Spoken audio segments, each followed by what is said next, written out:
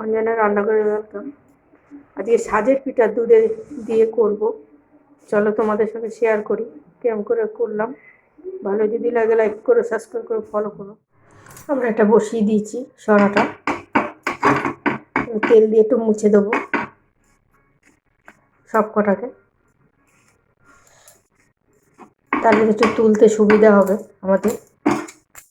এদিকে গোলাটা আমি বেটে নিয়েছি, এটা মিক্সার জারে দিয়ে হালকা করে গরম জল দিয়ে গুলে নিয়েছি।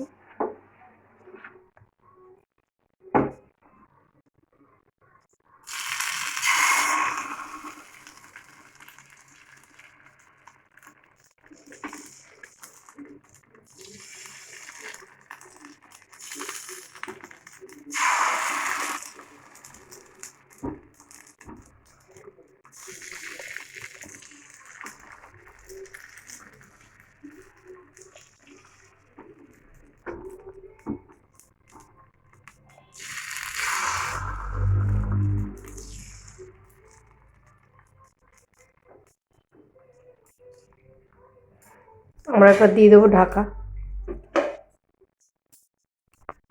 আমরা এখানে দুধটা গরম হতে বসিয়ে দিয়েছি,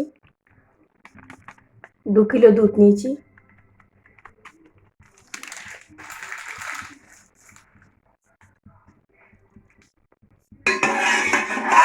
দুধটা আমাদের গরম হতে থাক।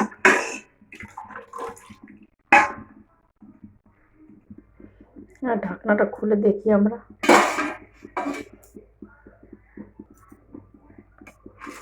আমাদের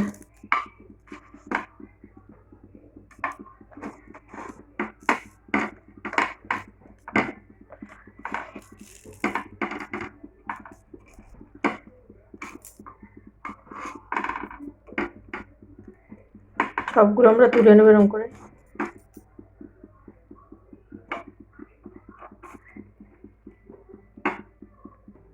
আমরা সব কটা তুলে নিয়েছি, আবার ওরকম সিস্টেমে আমি করব।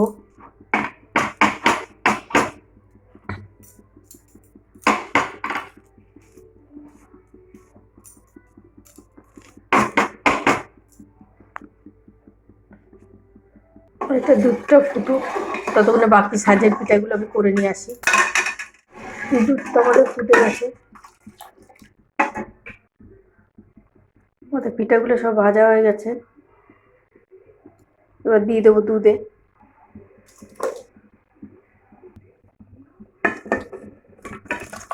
আমরা সব এক এক করে দুধে দিয়েছি।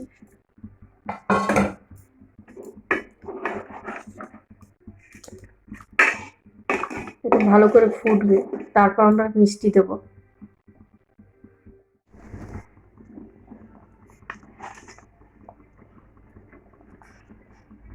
দুধটা ভালোই ফুটে গেছে, এবার দিয়ে দেবো মিষ্টি, গুড়ের বাতাসা।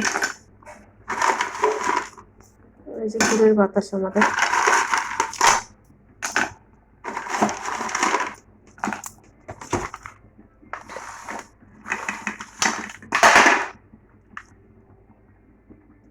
পড়ে যাচ্ছিল, এমনি দেবো।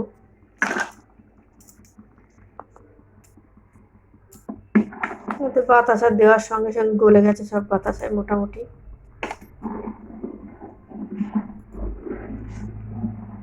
যে যেরকম মিষ্টি খাবেন সেরকম পরিমাণ মিষ্টি দেবেন।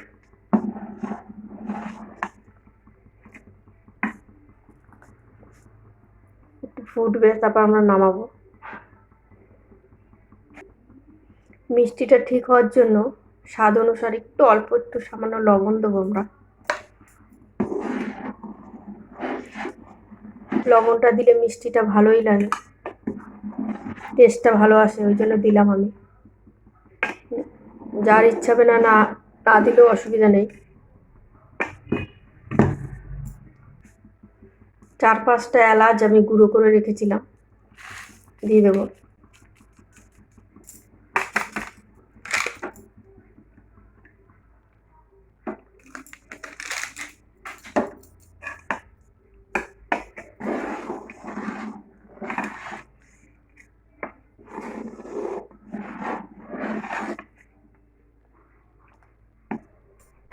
আর একটু ফুটবে, আমি নামিয়ে নেবো তারপরে। মাঝে মাঝে আমাদের লাড়তে হবে, নাইলে হচ্ছে নিচে ধরে যাবে।